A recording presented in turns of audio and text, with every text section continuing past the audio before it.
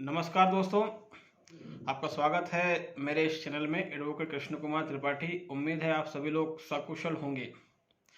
किसी ने हमसे कमेंट बॉक्स में कहा कि सर 498 ए पर एक वीडियो बनाइए। हालांकि हमने 498 के बारे में अपने पिछले कुछ वीडियो में बताया हुआ है, लेकिन जैसे कि हमसे कहा गया है कि सर इसमें एक वीडियो बना दीजिए, इसके बारे में जो भी जानकारियाँ हो स्पेशल खास वो दे दीजिए। ठीक है, मैं उसी को लेके वीडियो बना रहा हूँ। दोस्तों, पहली बात तो ये कि 498 कानून जो है दोस्तों, ये 1983 में आया था, 1983। ठीक है, उस समय महिला आयोग की स्थापना भी हुई थी जहाँ तक मुझे पता है, और उसके बाद इस कानून की मांग की गई थी महिला आयोग द्वारा। महिला आयोग जो है एक महिलाओं के लिए संगठन बनाया गया सरकार द्वारा। हालांकि ये असंवैधानिक संगठन है, इसकी कोई कॉन्स्टिट्यूशनल वैल्यू नहीं है। ठीक है, तो ये संगठन बनाया गया महिला आयोग, और 1983 में 498 ए कानून आया। ये कानून बहुत कड़क था दोस्तों, इसमें जमानत नहीं होती थी। हालांकि इसमें सज़ा 3 साल की ही है, लेकिन इस कानून में एफआईआर होते ही पति और उसका पूरा परिवार इमीडिएटली अरेस्ट हो जाता था। इसमें जमानत भी नहीं होती थी उस जमाने में, और लगभग लोग 6-6 महीने 1-1 साल तक जेल में रहे हैं इस कानून के कारण। इस कानून को कुछ लोगों ने दहेज कानून का नाम दिया। हालांकि दहेज कानून नहीं है ये, लेकिन इस कानून का उपयोग दहेज प्रथा के लिए ही किया जाने लगा। महिलाओं ने इसे हथियार बना लिया, क्योंकि इस कानून में साफ साफ लिखा हुआ है कि पति दहेज मांगता है या प्रताड़ित करता है, मारता है, पीटता है, मानसिक प्रताड़ना देता है, यौन हिंसा करता है, या उसके परिवार वाले ऐसा, मतलब इस कानून में कई बहुत सारी बातें लिखी हुई है। ये कानून घरेलू हिंसा की ही कॉपी है, या फिर ये घरेलू हिंसा इस कानून की कॉपी है। घरेलू हिंसा और इस कानून में फ़र्क सिर्फ इतना है कि घरेलू हिंसा में मेंटेनेंस का पॉइंट है और इसमें जेल का पॉइंट है। इसमें आपको जेल होती है, और घरेलू हिंसा में जेल वगैरह नहीं होती, इसमें आपको भरण पोषण देना पड़ता है। तो सीधी सी बात है। तो 1983 में कानून आया और 1983 से लेकर 2013 तक इस कानून ने भयंकर आतंक मचाया। महिलाओं ने मनचाहा इस कानून का उपयोग किया। एक रिपोर्ट के मुताबिक 50 लाख परिवार बर्बाद हुए इस कानून के कारण। 50 लाख व्यक्ति नहीं, 50 लाख परिवार, ये रिपोर्ट है एक उसके मुताबिक। उसके अलावा एनसीआरबी की रिपोर्ट है, नेशनल क्राइम रिकॉर्ड ब्यूरो। ये भारत सरकार का ये एक संगठन है जो कि हर साल की रिपोर्ट देता है भारत सरकार को। एनसीआरबी, कोई भी एफआईआर होती है तो उसके टॉप मोस्ट कॉर्नर पे एनसीआरबी लिखा रहता है, जिसका मतलब होता है नेशनल क्राइम रिकॉर्ड ब्यूरो। ये जितने भी क्राइम होते हैं हमारे देश में, बच्चों के साथ, पुरुषों के साथ, महिलाओं के साथ, आतंकवादी गतिविधियां, चोरी डकैती, जो कुछ भी, उन सब का डाटा ये तैयार करता है हर साल का। उसके अलावा जो आत्महत्याएं वगैरह होती है उसका डाटा ही तैयार करता है। तो इसमें हुआ ये कि जब ये कानून, सीधी सी बात है, आ चुका था, तो इसके कारण ये हुआ कि 50 लाख परिवार बर्बाद हुए। साथ में पुरुषों की, जो विवाहित पुरुष थे, उनकी आत्महत्या का आंकड़ा बढ़ने लगा। वर्तमान समय में हर 5 मिनट में एक विवाहित पुरुष आत्महत्या कर लेता है अपनी पत्नी से तंग आकर, ये आंकड़ा है। किंतु महिलाओं में ये आंकड़ा नहीं है। महिलाओं में आधे घंटे में एक महिला आत्महत्या करती है, किंतु पुरुषों में हर 5 मिनट में एक पुरुष आत्महत्या करता है। मतलब पुरुष ज़्यादा प्रताड़ित है, सीधी सी बात है। तो 2013 में इस कानून का एक तरीके से खात्मा हो गया, मैं ये कहना चाहूँगा, इसका वध हो गया। कानून अभी भी चल रहा है, लेकिन 2013 में माननीय सुप्रीम कोर्ट ने Arnesh Kumar versus state of Bihar का जो केस था, उसमें बहुत ही लैंडमार्क जजमेंट दिया। हालांकि ये जजमेंट पहले आना चाहिए था, लेकिन काफ़ी लेट आया, और उसके बाद सब ने राहत की सांस ली। ये जजमेंट दिया, इसमें क्लियर कर दिया कि अब इन केसों में गिरफ्तारी नहीं होगी। सुप्रीम कोर्ट ने जजमेंट में ये भी कहा कि हमारे देश में जितने भी 490 दहेज वगैरह के केस चल रहे हैं, उनमें से 90% केस फर्जी हैं। और सुप्रीम कोर्ट ने ये भी इस कानून को लीगल टेररिज्म का नाम दिया, यानी कानूनी आतंकवाद। अलग अलग हाई कोर्ट्स ने इस कानून पर बहुत सख्त टिप्पणियां की और बताया कि किस तरह से ये कानून बेकसूर पुरुषों को और उनके परिवारों को फंसा रहा है, किस तरह ये कानून वकीलों और पत्नियों द्वारा उगाही का, वसूली का धंधा बन चुका है। इस कानून के चलते वकीलों ने खूब कमाई करी दोस्तों। मैं खुद एक वकील हूँ, मगर अफसोस के साथ मुझे कहना पड़ रहा है कि वकीलों ने इस कानून के चलते भयंकर कमाइयाँ करी। वकील करोड़पति बन गए, महिलाएं करोड़पति बन गई। महिलाओं ने भी इस कानून के चलते खूब कमाई की। परिवार टूटा, परिवार तबाह हुआ, पतियों ने आत्महत्या करी, जहां आत्महत्या नहीं करी वहां पतियों ने पैसे दिए, मोटी रकम दी। इस तरीके से इस कानून का एक इतिहास रहा है। 2013 के बाद दोस्तों इस कानून में अब गिरफ्तारी नहीं की जा सकती, पुलिस गिरफ्तार नहीं कर सकती है। इस कानून में एफआईआर तो दर्ज होगी, मगर जब भी पुलिस इसमें इंक्वायरी करेगी तो आपको धारा 41A का नोटिस जारी करेगी। उस नोटिस के तहत आपको पुलिस को सहयोग करना पड़ेगा। पुलिस अगर गिरफ्तार करना चाहती है तो पुलिस को मजिस्ट्रेट से परमिशन लेनी पड़ेगी। पुलिस को मजिस्ट्रेट को कारण बताना पड़ेगा कि हम क्यों गिरफ्तार करना चाहते हैं, और मजिस्ट्रेट अगर पुलिस के कारण से सेटिस्फाई है तो ही गिरफ्तारी होगी, अन्यथा नहीं होगी। मोटा मोटा प्रैक्टिकली बताऊं तो इस कानून में कोई गिरफ्तारी अब नहीं होती है। बड़ी आसानी से एंटीसिपेटरी बेल भी मिल जाती है और बड़ी आसानी से रेगुलर बेल भी मिल जाती है। तो अगर ये कानून अगर आप पे लगता है, ये केस लगता है, तो इसमें ज़्यादा घबराने की जरूरत आपको नहीं है। कई लोग इसमें घबरा जाते हैं। अब इसमें पहले ऐसी कोई बात नहीं रह गई, ना आपको गिरफ्तार किया जाएगा और ना ही ऐसा होगा कि आपकी जमानत खारिज हो जाए। आपकी जमानत हाथों हाथ होती है इसमें, और सेशन कोर्ट से ही हो जाती है, मजिस्ट्रेट कोर्ट से ही हो जाती है। इसमें ज़्यादा टेंशन लेने की ज़रूरत नहीं है। इसमें पुलिस आपको अरेस्ट नहीं कर सकती है। अभी कुछ मामलों में अलग अलग स्टेट में देखने को मिला कि पुलिस ने अरेस्ट किया था। तो जब पुलिस ने अरेस्ट किया तो हुआ ये कि उस पुलिस वाले पर ही गाज गिर गई, उस पुलिस वाले को ही हाई कोर्ट ने जेल भेज दिया।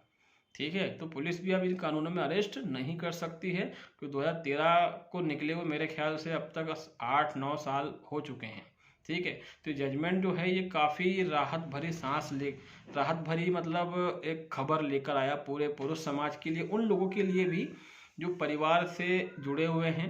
ठीक है, और कई महिलाओं ने भी इस जजमेंट का समर्थन किया, क्योंकि महिलाएं भी कहीं ना कहीं पुरुषों की माँ हैं, बहन हैं, बेटी हैं। ठीक है, तो सीधी सी बात है कि इस तरीके से इस कानून को एक तरीके से सुप्रीम कोर्ट ने ख़त्म कर दिया, इसकी जड़ काट दी। ये बहुत अच्छा हुआ। अब 498 जैसे दर्ज होता है, मैंने बताया कि इसमें धारा 41 का नोटिस मिलता है, बेल इजली हो जाती है।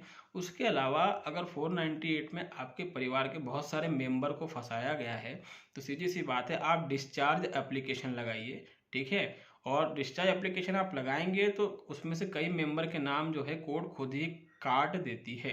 ठीक है, मतलब उन लोगों को उसी समय ही केस से हटा दिया जाता है, व्यक्ति उसी समय बरी हो जाता है। तो डिस्चार्ज एप्लीकेशन जरूर लगाएं अगर लगता है कि हमारे केस में परिवार के कई लोगों के नाम डाल दिए गए हैं, जो यहाँ रहते ही नहीं, जो बाहर रहते हैं। ठीक है, या फिर हमारे बुजुर्ग माता पिता। उसके अलावा इस केस की पेशी में हर तारीख में आपको जाने की ज़रूरत नहीं है। ठीक है, CRPC की धारा 205 की एप्लीकेशन लगाएं। ठीक है, अगर और उसमें मेंशन करें अगर आप कहीं व्यस्त रहते हैं या कोई ज़रूरी काम करते हैं, आप बुजुर्ग हैं, आप रोज़ आ जा नहीं सकते, तो उसमें क्लियर मेंशन कर दीजिए कि हमें इस रेगुलर पेशी से हमको छूट दी जाए, कोर्ट छूट दे देती है। ठीक है, इसमें धारा 205 की एप्लीकेशन आपको लगानी पड़ती है। उसके अलावा जो मैंने बताया डिस्चार्ज एप्लीकेशन, वो भी लगानी पड़ती है। डिस्चार्ज एप्लीकेशन लगाने के बाद दोस्तों अगर डिस्चार्ज हो जाता है तो जो जितने भी सदस्य डिस्चार्ज हुए हैं वो उन सबको चाहिए कि वो उस महिला पर मानहानि का मुकदमा कर दें जिसने उनको इस झूठे कानून में लपेटा है, फंसाया है। तो इससे क्या होगा कि आपका केस और स्ट्रांग हो जाएगा। ठीक है, अनदर थिंग इज दैट कि इस कानून के तहत सजा होने की संभावना ना के बराबर है। जितने भी 498 के मुकदमे लगे हैं दोस्तों, तो उन सब में व्यक्ति या तो बरी हुआ है या समझौता हुआ है। ठीक है, समझौता वो लोग कर लेते हैं जो डरपोक रहते हैं, जो बहादुर होते हैं समझौता नहीं करते, इस केस को चलाकर इसको ख़त्म करते हैं। हालांकि कई बार कुछ समझदार लोगों को मजबूरी में समझौता करना पड़ता है। कारण ये रहता है कि वकील चालाक होते हैं, जानबूझ के केस को लंबा खींचते हैं। अगर 498 एक केस को अब आप रेगुलर बेसिस पर चलाएं समझदारी के साथ तो ये केस 1.5 से 2 साल में ख़त्म हो जाता है। लेकिन हमने ऐसे कई मामले देखे हैं, हमने जहाँ पर कि 498 के 4 साल, 5 साल, 6 साल, 10-10 साल से चल रहे हैं। कारण ये कि वकील ये सोचते हैं कि इनका समझौता होगा और उसमें मोटी रकम मिलेगी, तो उसमें 10%, 20%, 25% मैं रख लूँगा। समस्या ये है। ठीक है, 498 के केस में मैंने इसके पिछले वीडियो में बताया था कि महिला को सरकारी वकील मिलता है, तो उसमें क्या क्या प्रोसेस है वो तो मैंने बता ही दी थी आप लोगों को, तो आप पिछला वीडियो देख के समझ सकते हैं। बाकी इसमें यही है कि इसमें अगर आप रेगुलर बेस पर चलाते हैं इस केस को तो इसमें आप बरी हो जाते हैं, ठीक है। और ये केस ज़्यादा लंबा नहीं खींचता। ये अगर ये लंबा खींच रहा है तो वो इसीलिए खींच रहा है कि आपका वकील कुछ और चाहता है, उसके मन में कुछ और है, ठीक है। और इस केस में कुछ बातों का ध्यान रखें। इस केस में जब कोर्ट में बयान होते हैं महिला के और उसके परिवार के, तो सभी के बयान एक साथ करवाएं। अक्सर आप ये गलती कर देते हैं कि आप बयान एक साथ नहीं करवाते। आज जो है पत्नी के बयान हो गए, अगली तारीख पे पत्नी की माँ के, पिता के, बहन के, भाई के बयान होते हैं। इसमें क्या होता है दोस्तों कि फिर आज अगर आपकी पत्नी के बयान हुए जिसने आप पे आरोप लगाया, वो घर जाएगी तो आपका ससुर आपकी पत्नी से पूछेगा बेटा तूने बयान में क्या क्या बोला, आपका ससुर ही वही बोलेगा। बेहतर हो कोर्ट में एप्लीकेशन लगाइए कि सर इन सब के बयान एक साथ करवाइए, क्योंकि ये सब एक ही फैमिली के हैं, आपस में मिले हुए हैं। इसलिए हमारी रिक्वेस्ट है कि सभी के बयान एक साथ करवाया जाए। इसकी एप्लीकेशन आप लगा सकते हैं, ठीक है। और जज से रिक्वेस्ट कर लीजिए कि हम 11 बजे आ जाएंगे, इन सभी के बयान एक साथ होने चाहिए। इससे ये होगा दोस्तों कि जब सब एक साथ बयान देंगे, बयानों में कॉन्ट्रडिक्शन आएगा। दूसरी बात, जब किसी के बयान कोर्ट में चल रहे हों तो उसकी फैमिली के बाकी लोग कोर्ट के बाहर होना चाहिए, ठीक है, कोर्ट रूम के बाहर, ताकि वो बयानों को सुन ना सके कि सामने वाला क्या बयान दे रहा है। तो इसमें ये जो गलती होती है कि आप सबके बयान एक साथ नहीं करवाते, ये एक मिस्टेक हो जाता है कई बार, इसको थोड़ा ध्यान दें। सभी के बयान आप एक साथ ही करवाएं 498, ठीक है। इससे झूठ और जल्दी पकड़ में आएगा। सेकंड थिंग, महिलाएं जो दावा करती हैं कि हमने दहेज में ये दिया वो दिया ऐसा वैसा, तो उसमें अगर उसने कुछ लिखा हुआ है कि हमने इतना दहेज दिया तो महिला पर काउंटर एफआईआर जरूर करवाएं, ठीक है। अगर उसने लिखा है एफआईआर में कि हमने इतना दहेज का सामान ये वो दिया, तो महिला पर काउंटर एफआईआर होगी। उसके अलावा अगर महिला अपनी हैसियत से ज़्यादा कुछ दिखा रही है तो फिर इनकम टैक्स में शिकायत करें, tax evasion petition income tax में फाइल कर दें, ठीक है। तो आपकी पत्नी और उसके परिवार के खिलाफ इंक्वायरी बैठ जाएगी, ठीक है। और इसके अलावा कुछ अदर रेमेडीज़ भी हैं, जैसे कि महिला अगर कहीं का कुछ दिखाती है कि हमने होटल में पार्टी दी थी, शादी में इतना खर्चा हुआ, आपको लगता है इतना खर्चा नहीं हुआ है, महिला अलग अलग ज्वेलर्स के बिल दिखाती है कि मैंने इतनी ज्वेलरी वगैरह दी, तो आप जो है उन अपने वकील के माध्यम से उस होटल मालिक को, ज्वेलर्स को नोटिस जारी करें और उनसे पूछें कि आपने क्या इतना खर्चा आपके उसमें हुआ था, आपके होटल में क्या इतना खर्चा हुआ था, क्या ज्वेलरी आपके यहाँ से ली थी, एक एक चीज़। तो इससे क्या होगा कि आपकी जो पत्नी के बाकी लोगों से संबंध खराब होना शुरू हो जाएंगे। और कोर्ट को भी कहें कि सर इन्होंने जिन जिन लोगों को मेंशन किया है कि यहाँ से गहने लिए, वो गहने पति के पास हैं, होटल में पार्टी दी थी, इतना खर्चा हुआ, तो सर उन सबको बुलाया जाए, कोर्ट उनको नोटिस जारी करेगी, ठीक है। तो ये काम करना भी ना भूलें। इनकम टैक्स में टैक्स एवेशन पिटीशन लगाना ना भूलें। आपको लगता है कि पत्नी की इतनी हैसियत नहीं है, झूठ बोल रही है, तो आप इनकम टैक्स शिकायत कर दें, इससे इनकम टैक्स इंक्वायरी करना शुरू कर देगा। अब या तो आपकी पत्नी को ये कहना पड़ेगा कि मैंने झूठ बोला है, या फिर इनकम टैक्स को नाप देगा, उस पर कार्रवाई कर देगा कि इतना पैसा तुम्हारे पास आया कहाँ से। तो दोस्तों 498 में यही सब होता है, ठीक है। 498 में आपका वकील थोड़ा भी समझदार है, इजीली आपको बचा ले जाएगा, उसमें इतना कुछ होता ही नहीं है, ठीक है। अगर आपको कभी सज़ा हो जाए निचली अदालत से, तो सेशन कोर्ट में आपकी सज़ा, सेशन कोर्ट में आप जीत सकते हैं, ठीक है। कई बार ऐसा कुछ हो जाता है कि वकील अच्छे नहीं रहते, केस को ठीक से नहीं चला पाते, तो बाय मिस्टेक कभी कभी सज़ा भी हो जाती है 2 साल की, 2.5 साल की। तो फिर जो ऊपर की अदालत है वहाँ पर आप जो है सस्पेंशन ले सकते हैं और वहाँ पर कोई अच्छा वकील करके इस सज़ा से बच सकते हैं।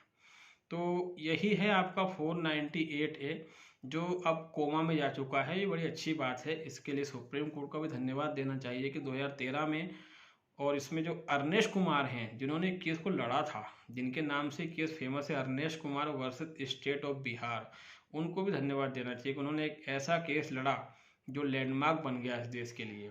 और उसमें सिर्फ 498 ही नहीं, उस केस के द्वारा हर उस मामले में राहत दे दी गई जिसमें 7 साल से कम सजा का प्रावधान है। उन मामलों में पुलिस जो है गिरफ्तार नहीं कर सकती है। ठीक है दोस्तों, तो उम्मीद है कि ये जो कुछ बातें 498A के बारे में हमने आपको बताई हैं ये आपको समझ में आ गई होंगी। कोई डाउट वगैरह है दोस्तों तो हम उसको मैसेज बॉक्स में क्लियर कर लेंगे। तब तक ले दोस्तों हमारे चैनल को लाइक करें, सब्सक्राइब करें। अगर आप नए हैं तो उसको ज़रूर लाइक करें, सब्सक्राइब करें, शेयर करें। और कोई डाउट वगैरह है तो आप हमसे पूछ सकते हैं।